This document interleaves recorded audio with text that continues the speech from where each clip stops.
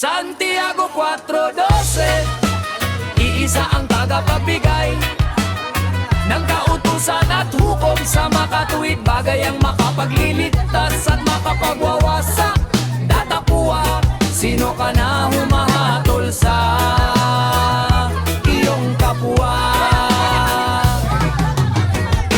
Ikorinto 8:21,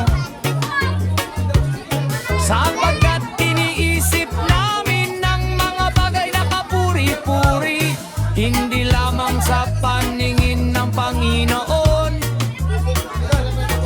kundi naman sa paningin ng mga tao.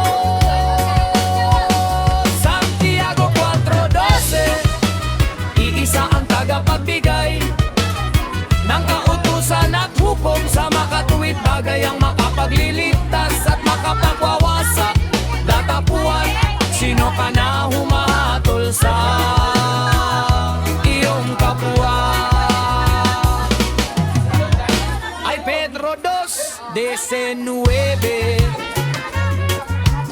sapagkat ito'y kalugod-lugod kung dahil sa budhing ukol, sa Diyos ay magtiis ang sino man ng mga kalumbayan na magbata ng di matuwid.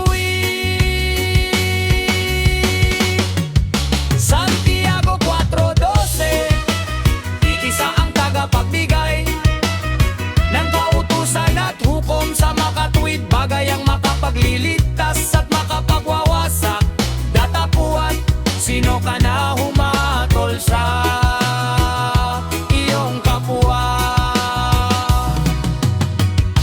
Efeso 6:6, hindi ang paglilingkod sa paningin na gaya ng pagbibigay lugod sa mga tao,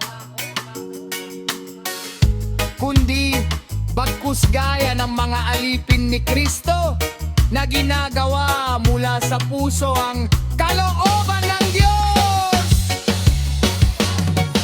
Santiago 4:12, iisa ang tagapagbigay ng kautusan at hukom sa makatuwid, bagay ang makapagliligtas at makapagwawasak.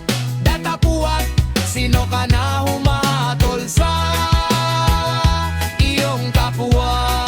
Santiago 4:12, iisa ang tagapagbigay ng kautusan at hukom sa makatuwid, bagay ang makapagliligtas at makapagwawasak. Datapuan, sino ka na humatol sa iyong kapwa? Aliping walang kabuluhan, Michael Poblete, salamat po sa Diyos.